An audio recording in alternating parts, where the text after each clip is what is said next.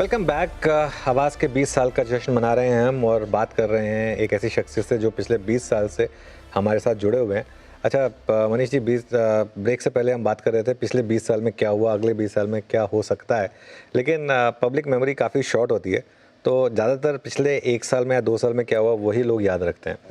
2024 की जो सबसे बड़ी थीम्स थी उनमें से एक थी ईएमएस या PLI theme. Dixon tech for example एक ऐसा स्टॉक जिसने मैसिव रिटर्न्स दिए। क्या ये थीम और दूसरी एक और थीम थी और जिससे आप भी सारवा रखते हैं, स्टॉक मार्केट से रिलेटेड प्लेस, चाहे एक्सचेंजेस हो या डिपॉजिटरीज, कुछ भी उठा कर देख लीजिए। क्या ये दो थीम्स 2025 में भी कंटिन्यू करेंगी? क्या कोर पोर्टफोलियो का हिस्सा होना चाहिए इन्हें?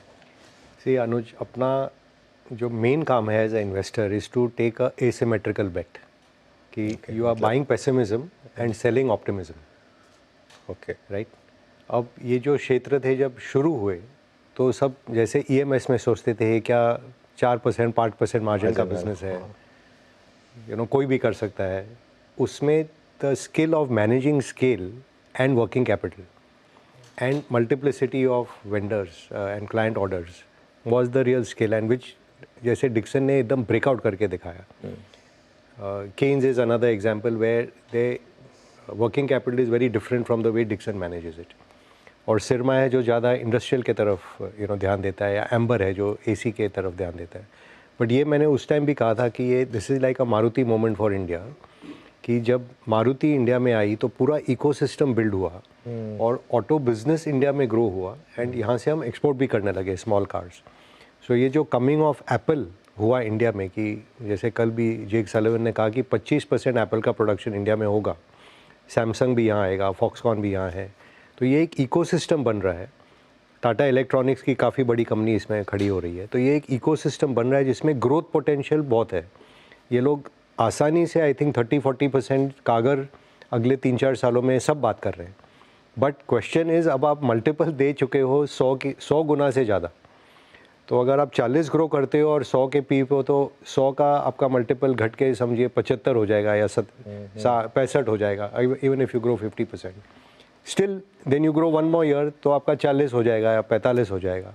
Still you grow, then you will, तो एट सम पॉइंट ये पी आके 15-20 पे आके सेटल होने चाहिए, क्योंकि ultimately return of the business is that only.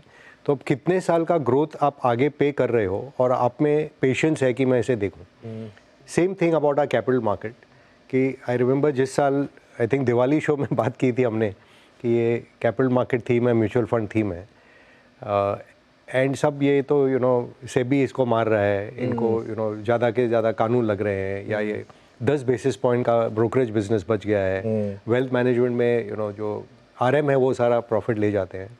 But ये जो सेक्युलर शिफ्ट हो रहा है ऑफ फाइनेंशियलाइजेशन ऑफ इंडिया, कि नॉट ओनली आज कैपिटल मार्केट थीम है, ये आप देखिएगा 1.5 साल में वापस बैंकिंग के तरफ सब उछाल आएगा, क्योंकि जब अप साइकिल में आपको लगता है कि ये ग्रोथ अनलिमिटेड चलते ही रहेगा, दूसरे साइड को आप निगलेक्ट करते हो, वो एग्जैक्टली रिवर्स हो रहा है उस टाइम और आज में।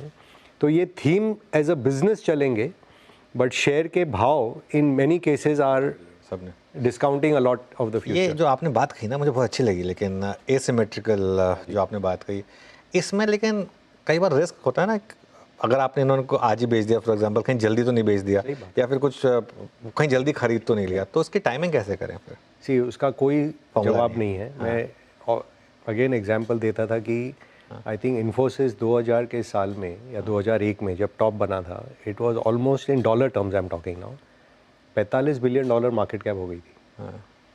आज 95 बिलियन है। 24 साल निकल गए। डॉलर टर्म में डबल है। आई मीन इन रूपी terms it's done better, but in dollar terms it कुछ भी नहीं, बिकॉज ऐसा क्लाइमेटिक टॉप बनाया उस टाइम पे कि अगर आप उस यूफोरिया में अगर आप नहीं बेच पाए तो the company did well, no doubt, and company continues to do well, but as a investor it was your job to see what am I paying for.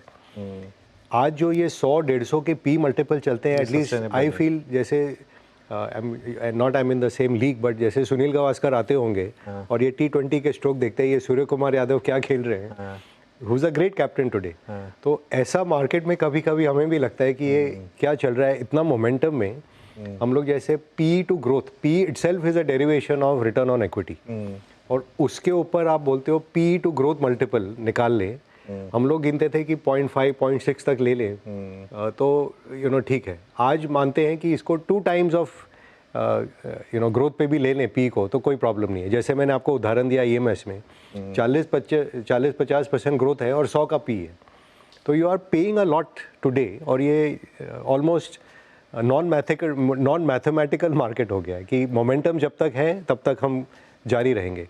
And ये ऑल्सो एग्जैजर्बेट हुआ है 2 चीज़ों से। एक तो the advent of algorithms who take a trend and extend it maximum. बिल्कुल। ETF जो price agnostic रहते हैं because they have to play along with the indices. And third is retail जो कि प्योर मोमेंटम खेलते हैं। मैंने पास्ट में भी कहा 3 शेयर मैं इंडिया में देखता था, yes bank, idea, Vodafone and Suzlon. Maximum volume यहाँ होते थे, मैक्सिमम। अब किसी को पूछो कि इनमें क्या कमाई है, क्या होने वाला है, किसी को धारणा नहीं, बट थीम अच्छा है।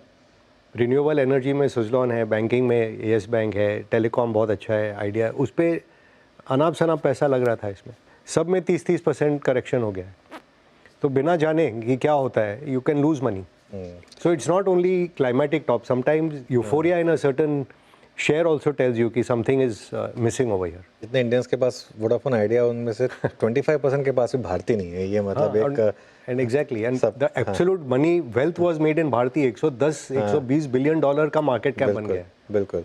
एंड आज भी अगर जैसे रिलायंस जियो कह रहे हैं कि उनका होपफुली IPO आएगा टेलीकॉम का, और वो भी 120-130 बिलियन से कम में नहीं आएंगे, तो डेफिनेटली भारतीय potentially could lift off even more. Absolutely. चलिए, खैर आपने एक एग्जांपल अच्छा दिया सूर्य कुमार यादव का, शुक्र है कि विराट कोहली का नहीं लिया। नहीं, बट सी जैसे हर ग्रेट प्लेयर के अप डाउन साइकिल होते हैं, स्टॉक्स में भी होते हैं। तो दैट्स ऑल आई से कि if you don't change with the times and you don't stay ahead and keep practising, क्योंकि वो फर्स्ट टाइम जो डेब्यूटेंट बॉलर है वो भी कभी कभी सचिन का विकेट ले लेता था। तो ऐसे कोई सोच ले कि मैं ही सबसे शाना हूँ और मैं ही जानता हूँ, अपना भी विकेट यहाँ गोल हो जाए। तो we have to keep learning. हमारे बिजनेस का मेन सिद्धांत ये है कि we are life long learners, life long student. बिल्कुल। एंड जो कमाई होती है वो बिजनेसमैन के पीछे होती है। तो जैसे कहते हैं वो बुलक कार्ट के नीचे जो कुत्ता घूमता है, हम लोग अपने आप को अगर वो ह्यूमिलिटी से रखें कि उनके छाँव में हम चल रहे हैं एंड वेल्थ क्रिएटर वो हैं, it will be better for all of us.